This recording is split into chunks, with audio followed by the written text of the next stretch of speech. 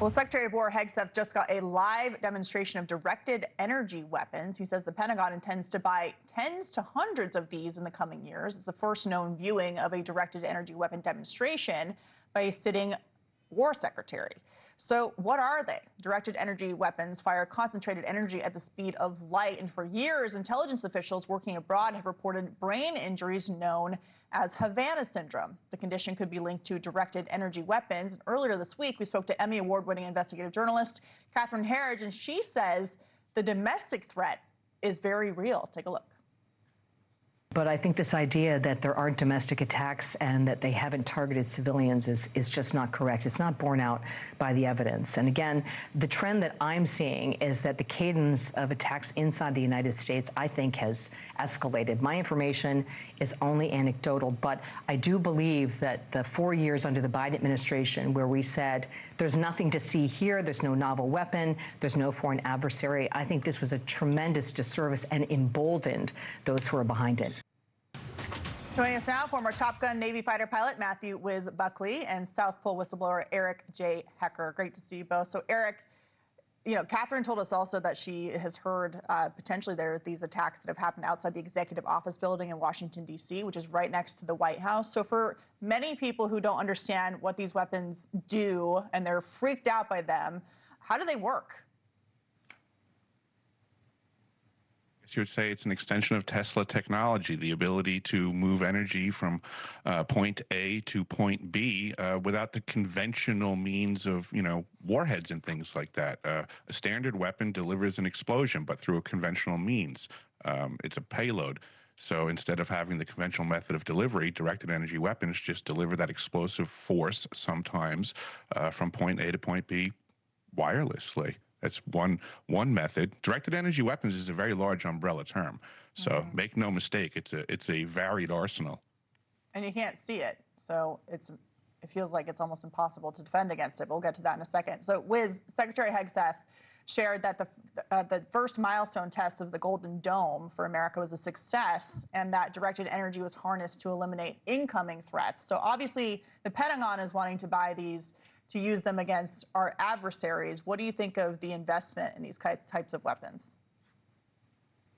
It's definitely needed, Katie. Obviously, knocking down $2,000 drones with $1 million, $2 million SM-2, SM-6 missiles or Patriot missiles, just, your enemy can bankrupt you. So we have to deploy these lasers. They're on board Navy ships.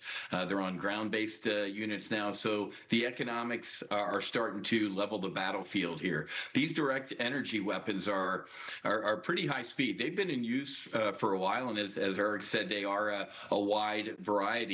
But as you alluded to, the Havana syndrome, these have been used for a while, and they can be debilitating. I think the president kind of let it slip that we used some of the stuff during absolute resolve when we went in there to get Maduro. So these, it's a new level of warfare, but it's definitely leveling the playing field. Yeah, he let it slip actually during our interview with him at the White House. So I'm glad we asked about that. And then he went on to call it discombobulator. But Eric, we don't want the discombobulator to be used domestically against Americans. How easy is it for someone who wants to do harm, whether it's someone from Russia or someone else, to use this kind of technology against Americans here at home?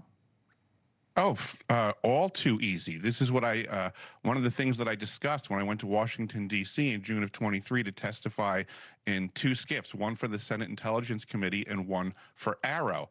And we discussed that these weapons seem to be in the hands of many factions that are operating without oversight. So this is an absolute threat to domestic America. All enemies, foreign and domestic. We have these factions running around without oversight. So, Whiz, there's personnel that are damaged. The Department of War lied about this for many years, saying they didn't know what was causing Havana syndrome. They said they had no idea. Nobody has this technology. Well, guess what? The Department of War this year stated, we possess directed energy weapons and we're scaling them up. So, Whiz, 3 years that's after true. I testified to that it. is true. Catherine Herridge talked about this, how they completely downplayed it. They acted like this wasn't happening, that we certainly didn't have this kind of technology. It's clear now that we do, and the Secretary of War is now saying not only do we have it, but we're going to buy more of it. What do you think about them admitting that this is a technology that we're using? Oh, Katie, I'm going to jump to a different highway real quick. A lot of folks have been talking about UAPs and UFOs recently, and everybody shrugging their shoulders in the government like, oh, we don't know what these things are. Katie, we're talking about energy right now. If you surround something in a field of energy, you'd be pretty amazed at what you can do with it. I'm fairly certain there ain't no little green men from Mars zipping around in some of these Tic Tacs or whatever. And you're probably 10 to 15 years from now, the government's going to come out and say, yeah, those were all our stuff, and we knew it all along. So what the things they're doing with energy right now, Katie, if you can dream it or actually have a nightmare about it, there's somebody in a room somewhere trying to make this thing or already made it.